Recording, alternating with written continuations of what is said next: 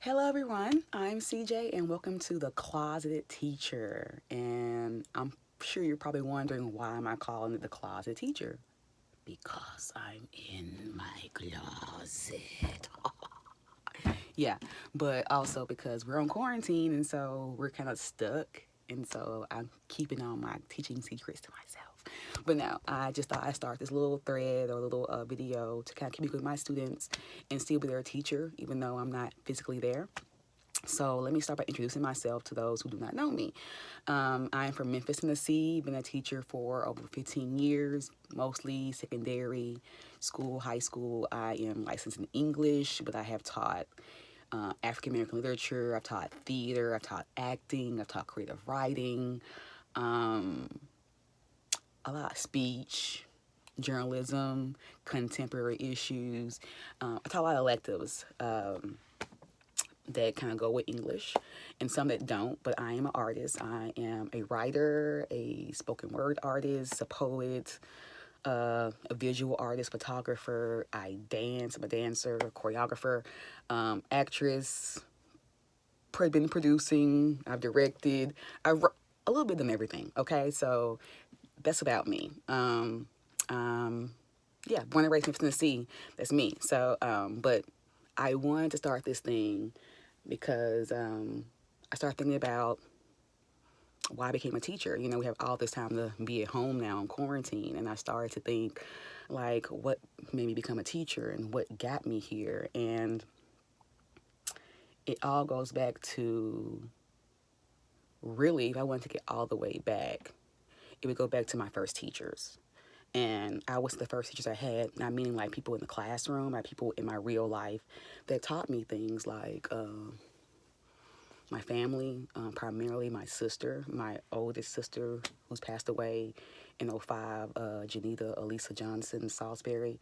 And I say her whole name because I want to give it life. And but she practically raised me like my second mom because she was like 12 years my senior, and my mom was really tired, dealing with my dad and all that stuff. And baby of four, here I come, and she just took hold of me. And so just being around her a lot, literally sleeping in bed with her as a child, like when I had boo boo, I would go with her. Like she really taught me to be a good person.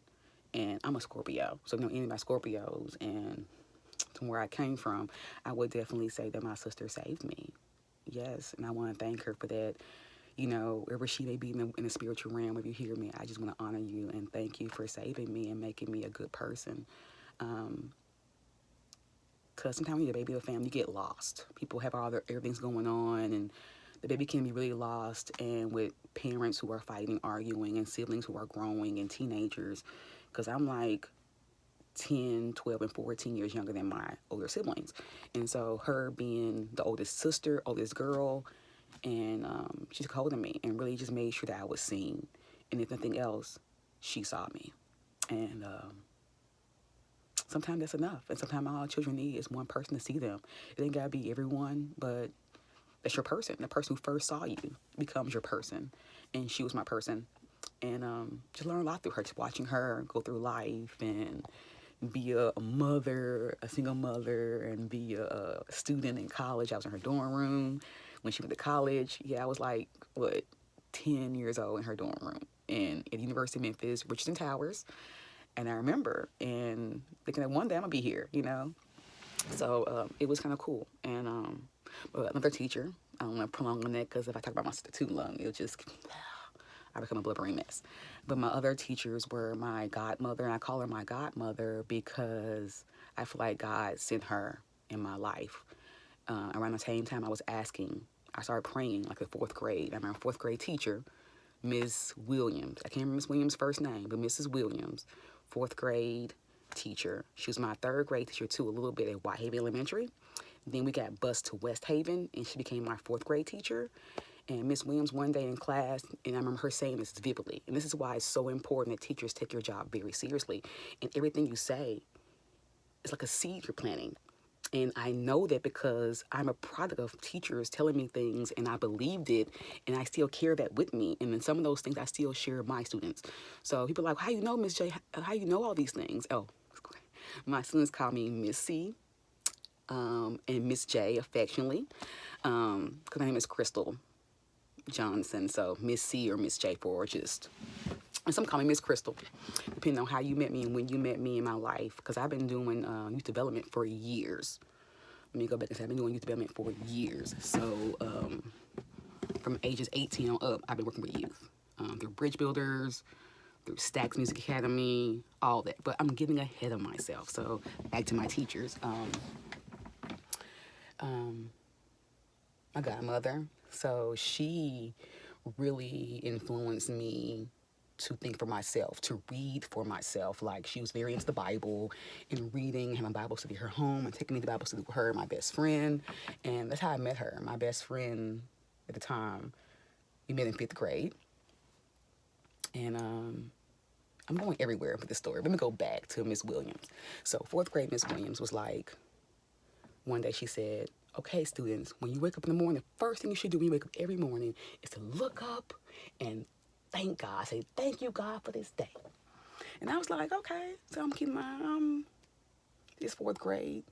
I'm like, what, 9 years old? So I'm 9, 10 years old, very impressionable. And I was like, Miss Williams said that. I thought she was very beautiful and very smart and very classy. Back then, she just wore like skirts and heels every day or nice stuff like that. And I remember she was this tall, this small, petite woman, but really slim, and around my complexion. But yeah, she had some hazel eyes, and she said that, and I was like, okay. So keep in mind, this time in my life is I'm 4th grade. My dad had passed away when I was 2nd grade, so it's a lot of things going on in my home. Nothing bad, but just energy can be a lot. You know, people can say things without saying things and feel things. There's an emptiness, and so I remember from that point on. When I woke up in the morning time, I would wake up. I remember first my day I was kind of scared, like, oh my gosh. I remember from that point on, when I woke up, I would look up, get to bed, I would wake up. So when I woke up, I would look up at the sky or the ceiling and say, thank you, God, for this day. And I still doing that every day after Miss Williams told me that. So I'm not sure if Miss Williams, if you see this, but thank you. And I did the rest of the school year. And then the very next school year, my 5th grade year, I met my friend who became my best friend,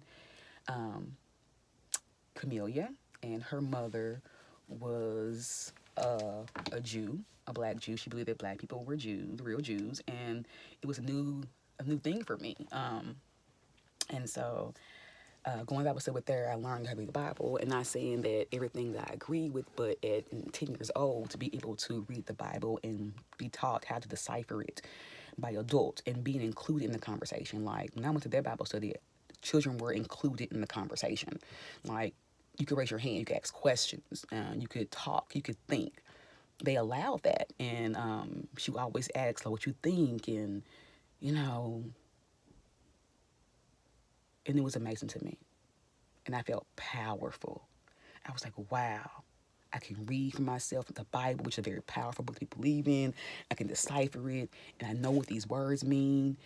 And I felt I had been empowered. Like, at 10 years old, I knew a lot of things that adults didn't know. So I went home. I was like, Mom, did you know A, B, C, and this? And the Bible said this. And my mom like, no, who told you that? The Bible's in the Bible. And right then I realized that I had a power that no one else around me had. The power to read, decipher the Bible, and look at it in a different perspective and not be afraid to look at it in a different perspective.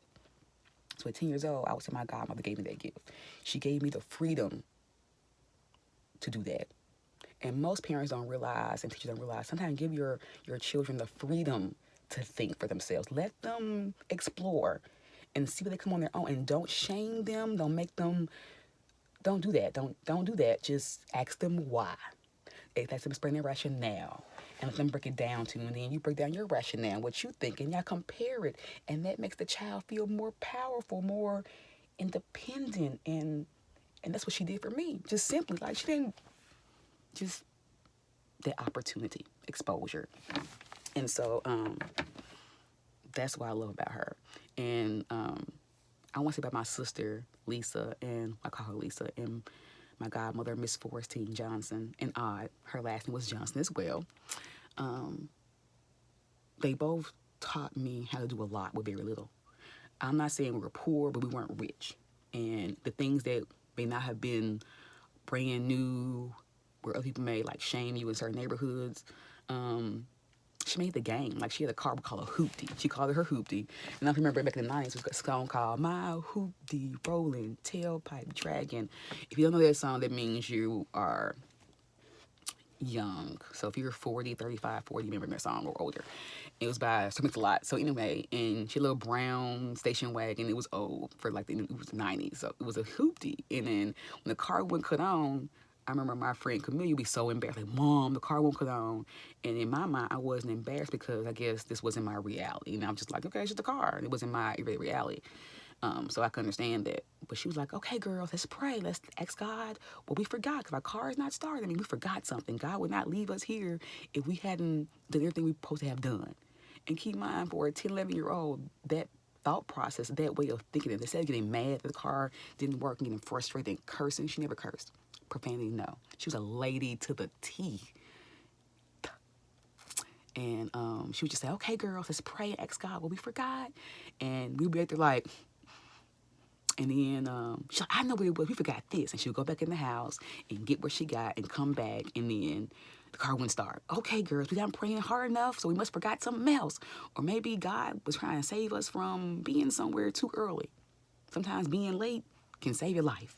And God, and it was just a weird, once again, a different perspective of looking at it. Instead of saying like, oh, why me? Why me? It's more like, what am I missing? What did I forget? I would not be stuck here in my car waiting, not working, if it wasn't for a reason. And so she imprinted in my mind at an early age that everything happens for a reason. And then eventually, she wouldn't do anything. She wouldn't work on the car. She wouldn't fix it. She wouldn't do anything in the hood. Eventually, the car would just start. And that just reinforced my childhood idea of magic and prayer and faith. Like, she really empowered my faith, because just her doing that and seeing like, wow, so God really is a thing that's thinking and through us. You know what I'm saying? That was real for me. And so I was so blessed to have people in my world who were, I call my teachers. And some teachers who actually were teachers in my classroom weren't my teachers. They may have been my teacher on paper, but my real teachers, people who taught me things about life. And I will never forget them. And that's what this video is, to honor my teachers. This first little segment. And so that was that. And it was just a joy to be around her. Like, even when she was broke and we had no money, she made it fun. Like, I learned how to sew from her, how to make things. I was able to be free. I didn't feel, even though they had less money than my mom did, my family did, not a lot, just a little bit less, I felt more freer there at that time. And sometimes my mind should go back. So I just, like a child, I felt, yeah, she taught me to believe in myself and to not be afraid to think and question. And so that was my second teacher I can remember. Actually, my third. I said my sister, Miss Williams, and Miss Forrest Johnson was another teacher that in my life affected me, of course, in that order. I'm thinking about the order that I can remember. It's just hard. Then Miss Bell. Miss Bell was a great teacher, my fifth grade teacher, who was a high school teacher that came back to elementary school. And she said that to us in fifth grade. And I just loved her. We even have a summer party at her house. Me and some girls in the classroom. Was another teacher that taught me a lot. Let's see. We can go back to sixth grade. Oh no, don't go there. Okay. But those would be the main ones I can think of that really sparked my foundation. As I rose up to like junior high school and high school, I was pretty much set. I had those 3 years in my life. I didn't need anything else. Especially at home. I think your teachers at home are very important. And they were. So that's how that was. But now I am a teacher. I teach high school. And it's amazing to me how I'm able to instill those same qualities into my students, or still remember those things, and they come out. And it's just amazing to believe in yourself. And so I know the best thing about being a teacher is having the power to affect change of people, to give them hope, to make them believe in themselves, that they are the master of their fate and the captain of their soul. And if they believe it and really believe in themselves and have faith, they can do it. And that's very important. like faith. I don't know how to explain faith. I do. I keep saying it. I have a habit of saying I'm going to explain something. I go right ahead and do it. Occupational hazard. But faith is like brainwaves. They can measure everything. In science, they can measure everything. They can measure brainwaves. They can put little nodules on your scalp, and they can measure your thoughts. If you're thinking, if you're actually brain dead or alive. So let's stop there with that concept. If they can measure your brainwave, they can measure fear, they can measure love, and it's been proven scientifically that love is the most powerful emotion in the universe. And the opposite of love is not hate like most people think. The opposite of love is fear. And it's no wonder that throughout the Bible, the phrase "thou shalt not fear" in some form or fashion is repeated over 110 times.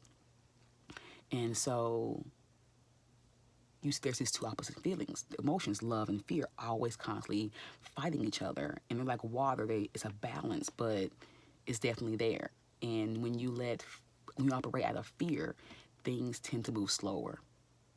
And I'm not saying it's easy not to. I'm saying you have to know what it is. You have to call it by its name. That's one thing that I would say the people that I mentioned as my teachers taught me. To not be afraid to, first of all, be grateful and to acknowledge your creator. And second, not be afraid to ask questions and read for yourself and research for yourself. Yeah, mama may have, papa may have, but God blessed the child who has his or her own. And so, yes, mama may have been blessed and may have been saved, but until one knows for themselves who their creator is, it's a moot point. And so I learned that. I learned that faith is something bigger than what we think it is. How you think is all things. And so believing in oneself is what I was taught, to explore and to think and question. In the end, and that's okay. Because even the Bible, when Jesus says, if you seek, you shall find. If you knock, the door will be open. If you asked and believe, you shall receive. So all those are questions. And questions mean inquiry. And inquiry means to search. So when people say, God don't want you questioning him, that's my rebuttal. I think God does want people who are brave and courageous and not afraid to talk to him, to converse with him, to engage with him, because that's how he knows that you're paying attention. Is when you're not engaged with me, is you're not giving me any attention. I feel like you don't care. But as long as you give me your attention, you care. And like God fought with, was it Abraham or Jacob? I'm not a Bible scholar, but I know God fought with somebody. I think it was Jacob until he got his blessing. You know what I'm saying? So, and God wasn't mad at the fight. He knew what was going to happen. He knows all things, But he knew that man had heart. And he knew that this man needs to believe. And I'm going to show him back and tell him. So I just feel like everyone needs to have their own personal relationship with God. And God is a term that I use because it's well known. But God is the universal one thing you believe in, whatever that may be. And God is not a name. We know in Christianity, God's name is not God. He has a name. And depending on your religion and your language, you may say it differently, from Jehovah, Yahweh, Yeshua, what have you. But he has a name. Elohim, Adonai are all words for Lord and God. But what is his name? And so wherever your God may be, and your God may not be the God you think it is. I tell people, sometimes I talk about like, well, you say your God is Jesus, but you ain't done nothing Jesus like all month. It seems like the God you're serving right now, maybe a little bit of money, maybe your job, and maybe whatever it is that you're serving, because it doesn't seem to be serving the kingdom, or in my case, queendom. And you really got to constantly put yourself in check. And it's hard. That's why prayer is so essential. And people are like, I don't want to pray. And the words, people get caught in the words. And I'm an English major, and I love words because I don't understand words have power. I went back to my story about when I was 10, 11 years old, my godmother, and going to Bible study with her. It wasn't about the teachings per se.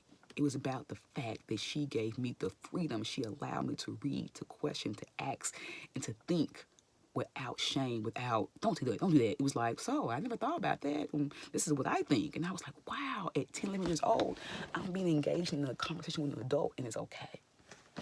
And I see my family didn't do that, because my family, I'm the youngest of 4. So, of course, I'm 10 years old around my 20, 22, and 24-year-old siblings. So with them, we're siblings, so we're equal. So I'm engaged in a conversation around adults all the time. So it wasn't odd. It was just a step further. Like, yeah, I'm around adults. I'm around adults all the time. I'm used to being around us, being quiet and listening and hearing what they're saying. But this was an adult that allowed me to read and question in a way that I had never thought. And then I'm not reading just any book. I'm reading the Bible.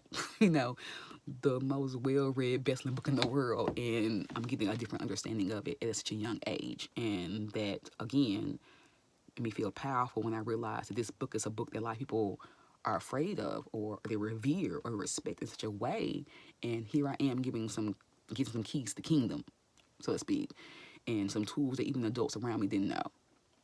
And I could quote scripture, and I was just feeling so powerful about that, to the point where in 6th grade, and you can ask my friends, any of my friends on Facebook who knew me in elementary school, and they know who they are.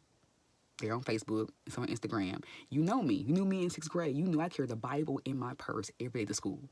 Because at the time, I was just so into it. I was just so excited and elated. I had learned something. And I wanted to share what I learned with everyone else. I wanted everyone to feel the power that I felt. I wasn't trying to, people thought I was going to be the know-it-all, but that wasn't where I was coming from. I was just excited. And I wanted to share that with people. I'm freaking 10, 11 years old. I wanted to share. Like, did you know? Like, girl, did you know? And I'm like, Crystal, yeah, you told us last week. So, and one of the things I always did was like pork. Like, I stopped eating pork, and I would come to school like, Deuteronomy, it says right here, you should eat swine. You know what swine is? Swine mean pork. And they were like, no, it don't. Look it up.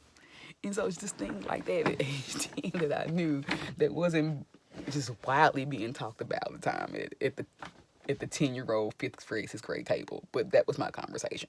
So imagine having a friend who's 11 years old, and that's their conversation. So, it'd be more common now. I don't know how it is now around 10, 11 years old. My son's 8. When my son acts like me, so I don't know what other 8-year-olds do. But, yeah. And I'm not lying. Like, Crystal Johnson have been Crystal Johnson since Crystal Johnson knew Crystal Johnson was. And my friends who knew me since elementary school can verify that. And if they comment on this video, can say, yes, you knew me, and am I lying? But it ain't about that. But yeah, honestly, that was what it was. It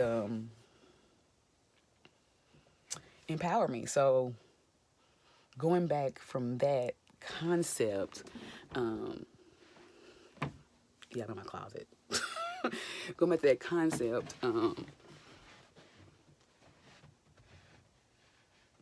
I learned to have faith. And I thought magic was real and all this crazy stuff.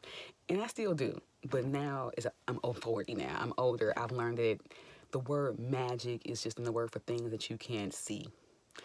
And like, so my faith is magic. And people are like, well, it happens for you. I said, no, because I believe. And I've been believing in God. And showed me, my teacher showed me a long time ago, where there just happenstance that if you talk to God, have a conversation, which is really with yourself, and you get all your spirits in alignment by conversing with them, you know what I'm saying? Like, the spirit of loneliness, be quiet. That ain't what we're going to do today. The spirit of greediness, no, we're not eating that piece today. You got to communicate with your spirits in your mind. Like, some people have so many spirits on their body, spirits of loneliness, depression, sadness, grief, pain, abuse. And if you don't pray, meditate, communicate with self, that's really what prayer is. I've learned it's just the communication with self, the briefing with self, and all the spirits they're on you that are telling you different things about yourself, that may not be in alignment with what you really need or want and desire, is to get them in order. Like, look, we ain't doing that. We not doing that. And yeah, Lord, thank you for that. No. I rebuke that now in the name of Jesus, or whoever you believe in. Like, when that come in my head, nope. And it's a story. My son did something, and he did something, and he did this right here. I said, what happened, babe? He said, I had a bad thought, but I just shook it away. And it sounds so simple, but in the end, I was seeing him doing what I taught him at the early age. He was like 3. And even now, he'll say, Mom, I'm having bad thoughts. And I said, stop. We'll pray. And I said, you got to shake it out. You got to tell those bad thoughts who you are. Tell those spirits who you are. Tell them who your mama is, who your father is, who your God is. And tell them you are not going, and they are underneath your feet. And how dare you come into your kingdom or queendom? How dare they tell you who you are? You have to first agree. So I said, when you having thoughts in your head, baby, I said, you hear that thought and you decide whether or not, is that thought true or is it false? Because all fear is FEAR, false evidence appearing real. So first, is it true? And if it's not true, rebuke it. Rebuke it means say, no, you have no authority in here. I will not allow you in here. How dare you come in here? Under whose authority are you here? Under whose authority do you claim? Because only authority has power in my queendom, in my mind, in my heart is me and Yahweh and the God of Abraham, Isaac, and Jacob. That's the God that I serve. And you are not he or she that made me, then you have no authority in here. Rebuke thee. Get away. You say Satan, whoever your evil person is. I tell them get out. And then I tell my son, you start saying mantras or affirmation that you know are true. And what you know is true, right? Shout out that baby is what mama loves you. Your dirty draws. So you get, if you only have no thought, say my mama loves me. Say my family loves me. Say I'm smart. I have a home. I have, whatever it is you know is true and good. You repeat that over and over to yourself. And those bad thoughts are gone. In psychology, we call it the replacement theory. And yes, I had several majors in college. And the first one was psychology, because I want to be a psychologist. Hence, it come in handy being a teacher. And the replacement theory idea is that whatever you're doing, you replace that with something else. So, for example, if you used to smoke cigarettes every day after work, during lunch, and after work at certain times.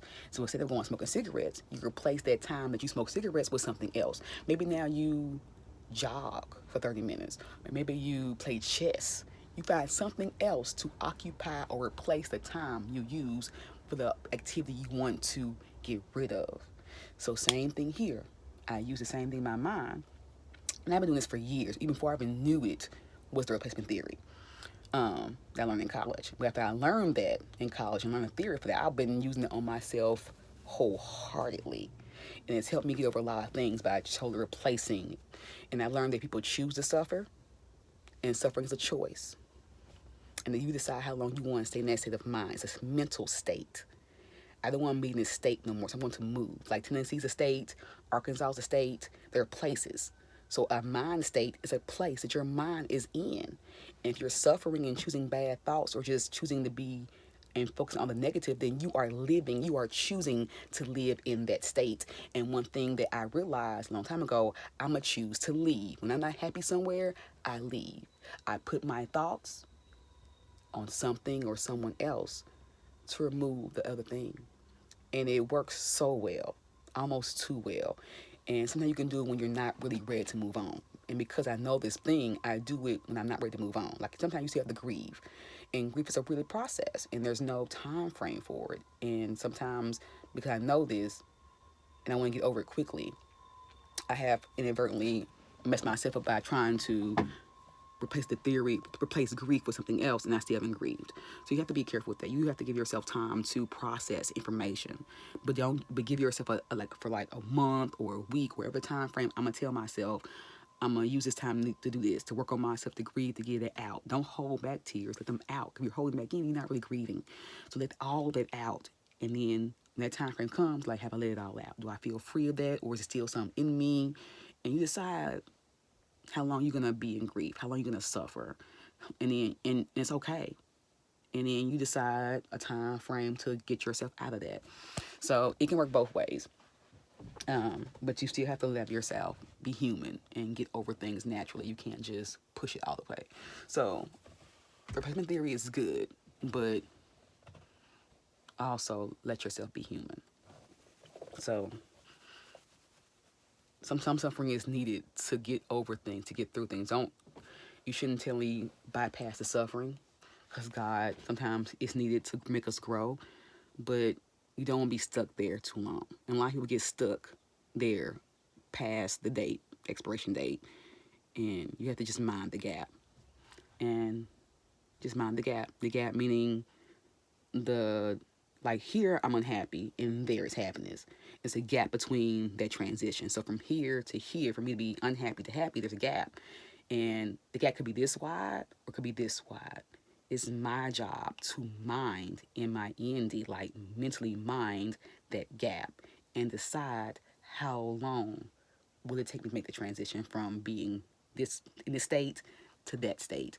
And I think it's very important for people to realize and think about. So, wow, I've talked about a lot of different things, and it's been 30 minutes, and I don't want this video to be long and winded, but I did want to make this video must be the closeted teacher. This is my closet. My friend has a way bigger closet. But just reaching out to my students. I miss y'all. You know, we have conversations like this in class every once in a while because I teach theater and creative writing and speech and contemporary issues and all that kind of stuff. It's a lot of opportunity to discuss life. We're watching a movie. We're acting out a scene. We're discussing a news clip. And there's so many human parts that go with that and stories that people want to tell that relate. And so a lot of my teaching in class, the curriculum is just talking about whatever's happening in our world and how I got here, and that establishes trust in my students because I let them in my world and I am asking clearance to get in theirs, and it's a two-way street. You cannot be afraid. You have to be unafraid and brave to be a teacher in this day and age, especially if you're teaching in urban communities and what they call Title I schools, whatever, because I was raised in those same neighborhoods and schools, so I understand. But even though I was raised in that kind of environment, I had teachers and people and family around me that allowed me to escape that confine and be free mentally. And you would come back and say, wow, I'm just like you in the same neighborhood as you, but this is what I think. And people are way more willing to hear from someone that they feel a kinship to, or they feel like gets them, or looks like them, or sounds like them, or has experience like them, than someone who they feel like it could never understand. And one thing I want my students to realize that I may look a certain way to them. I may be dressed up in the classroom or have my hair a certain way, or I'm in a certain sorority because I am an AKA. And but I said that because of that, it doesn't negate who I am. I will never forget who I am and where I come from, because that's the gap.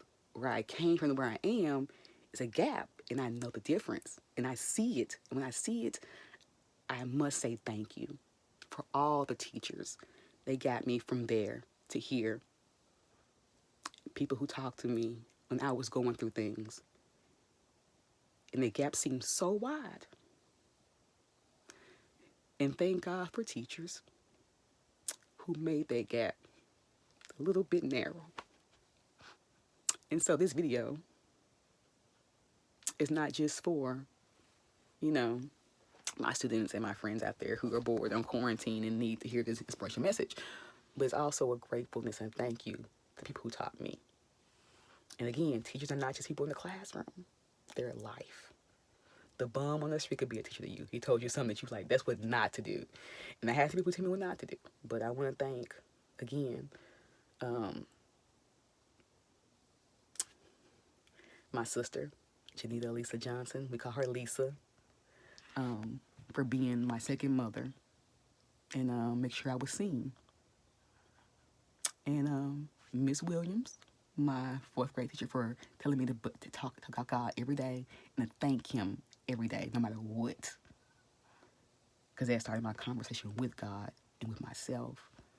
And Miss Forrestine Johnson, who I affectionately call my godmother, who was the mother of my best friend at the time and still my friend today, who just made me believe in myself, who taught me that faith is real if you believe, and showed me. They didn't tell me. Even didn't tell me. They showed me. And I saw it in their actions. You can tell a person things all day. You can tell it. But they see you living it, it's just words in the air. And one thing we cannot be afraid of is speaking our truth and sharing with our children who we really are. Because we're not perfect. But that's that gap. And I may not be perfect, but where I am right now, I'm trying to make that gap smaller and smaller. And of course, I'll never be perfect. But I'm trying to be the best I can be.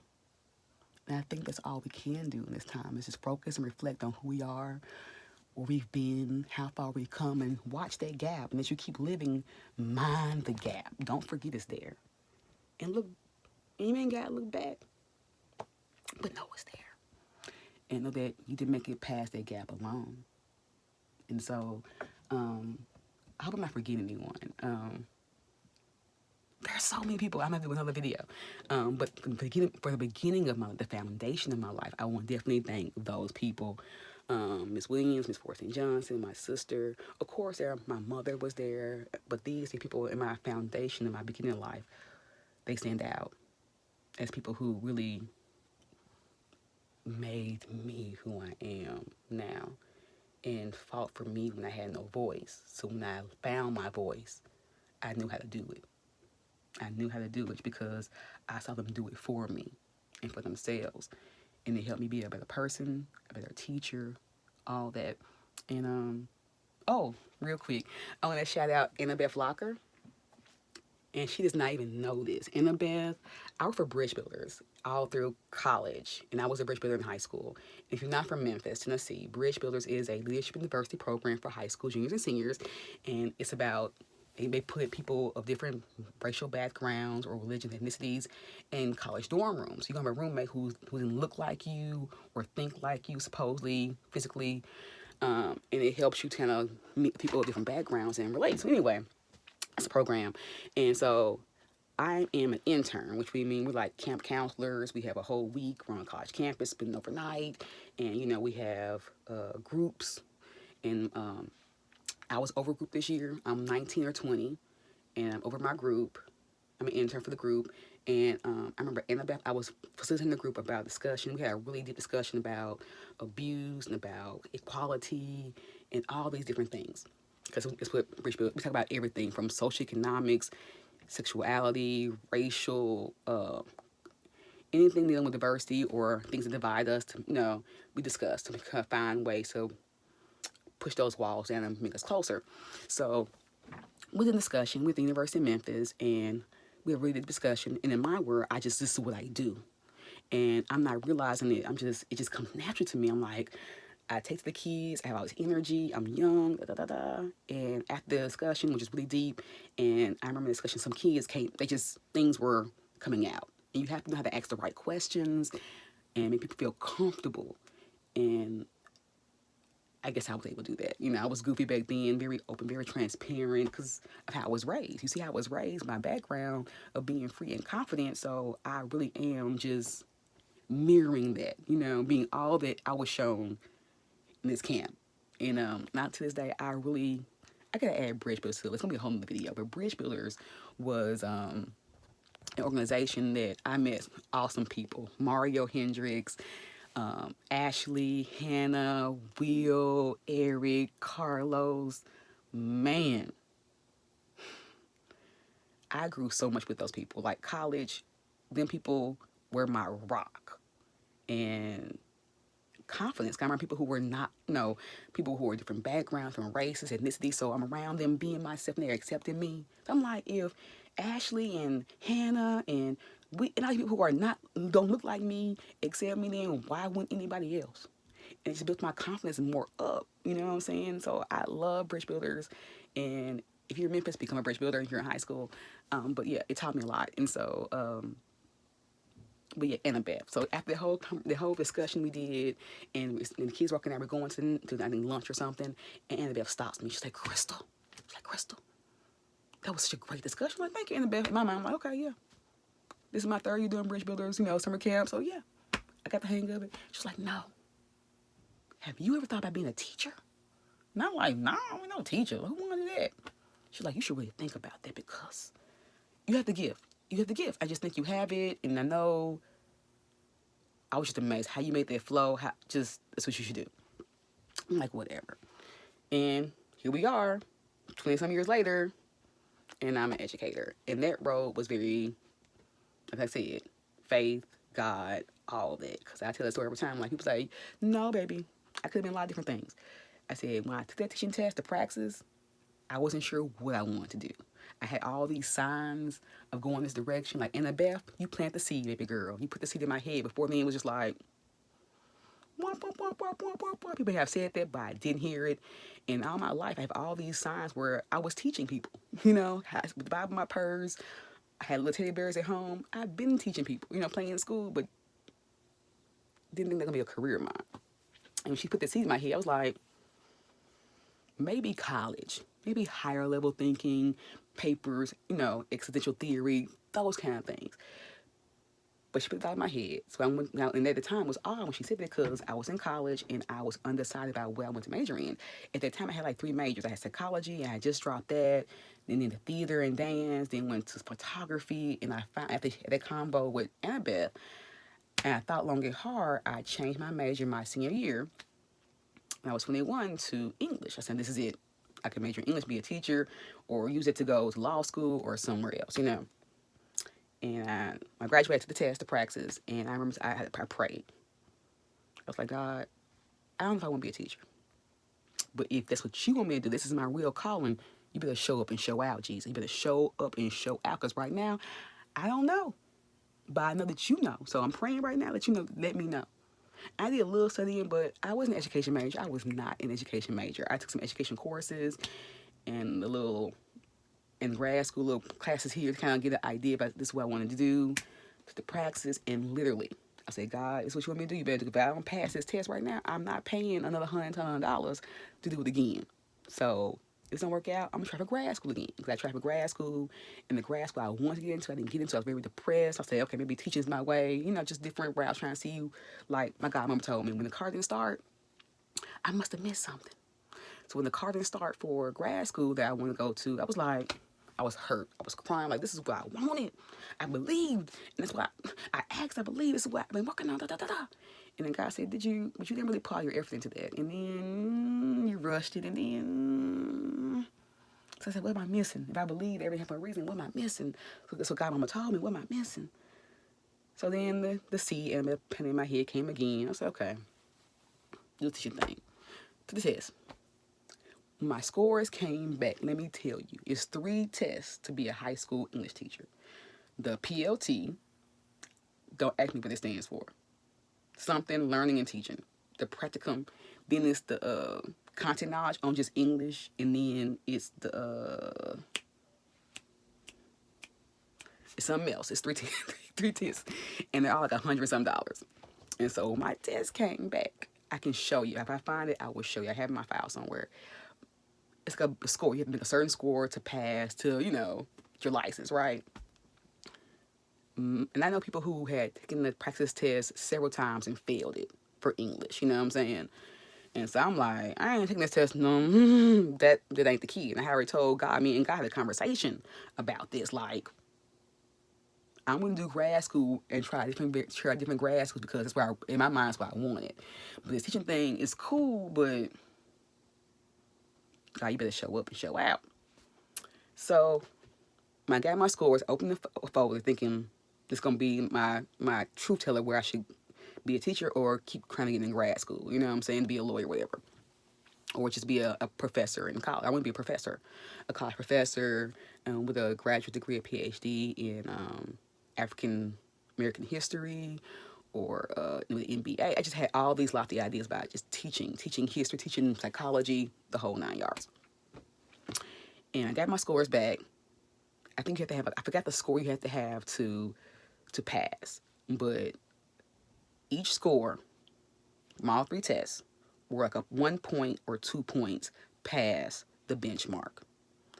And when I saw that, you could have bought me for $1, not a penny, because I'm very much worth that, but for $1. And I was like, because I remember before I opened, I was like, okay, God. You had the little prayer in your head, and I never pray aloud. One thing, you never pray aloud because other spirits can hear. I pray in my head, so the only person know who I'm saying is the spirit and me. So I know if anybody heard that, I'm like, that's how I know it's God, because I ain't said that aloud. How you know? Is you in here? So I made that prayer. I was like, so now I'm be a teacher? That what you want from me? Like, is that what you want? Like, that what you want? He was like, yeah, I told you. I showed up and I showed out. That's what God do. And so that's how I became a teacher. It was kind of like a bit. God, and people be like, you shouldn't do that. I said, but you can't tell me how me and my God, me and my Jesus communicate. That's how we communicate. He know my heart. He know I love him and everything I do. He know my heart is real. So I ain't gotta lie about it. I ain't gotta lie to you. You don't know me, but he does, and that's how we communicate. And when he showed up and showed out, guess what I did? I was obedient. And that's by law. I ain't gotta like it, but I gotta be obedient, and I gotta mind the gap, and I gotta believe. And I did all those things. And he showed up and showed out, and here I am, 20 years later, 40 years old. I've been teaching for 15 years, but I've been in the youth development game since I was 18. I've been teaching, maybe not professionally, but I've been teaching since I was like in my 18, 19, you know. And here I am with a degree. I have a master's degree in education, all that kind of stuff, but this was not the path that I chose to take. I had a whole different dream. I had a 7-year plan. I gotta tell you, I have it written down somewhere if I find my files. I had a plan. And people who know me will tell you, Crystal ain't lying. You wanna tell God your plans are? That's what happened. So my point is now that respect your teachers, honor those who loved you and showed you the way and taught you things that made your life better and easier and help you find who you are in your voice. And honor those people. So I want to honor them, Miss Williams. I want to honor her, Miss Janita Elisa Johnson Salisbury, my sister, my late sister who passed away in '05 from cancer. I love you. I love you. And I know you're still here. And Miss Forrestine Johnson, who also passed away. And that hurt me too. I didn't know she passed away. I was at college and no one told me until like I came back. And I was like, you could have called me. I would have came back. Like, she was one of my teachers. Like, I had to be there to honor her, and I missed the opportunity. So wherever Miss Forrestine Johnson is in this world, wherever her spirit roams, I want to say thank you for coming to the hospital when I was sick and massaging my feet. Even though I was out of medication, I remember that. You didn't forget me. None of my teachers did. And that's why I love them, and I still honor them to this day. And that's why I made this video. And I'm not sad. These are tears of happiness because I listened. And because I listened, I am still here. And I live in their memory. And I'm going to be obedient to the words that I was given. So thank you all for this first entry of The Closeted Teacher. I hope my story reached someone, touched someone, helped someone. I made you just think. That's all we're here to do, just to make you think and make you believe in yourself. And that's what teachers do. So yeah, so have that faith and keep thinking. All faith is just thoughts. Like the more you believe and the more you're taught, those thoughts become your foundation. And so the baby, I had nothing. So all these things I was taught, I used those ideas, made my foundation. The more I had a foundation, was taught and believed and worked, I created more foundation. And the more I learn, the more I know, I'm getting more foundation. I'm getting more coverage. The more I believe and think. And so I want to tell my people that the message is keep having faith, keep believing, keep questioning, keep searching for who you are. It starts with self. Know self first. Know God first. Know your community. Know thy God, thyself, and the community. God is what you believe in, your values, your principles, the things you live by. That's what all God is. It's law. God is law. Like Jesus had, when people believe in Jesus, they believe in his law, his teachings. So what's your God? And your God means that's your law. That's your values that you believe in. And when you know your God and your law, what you believe in, then you can know self.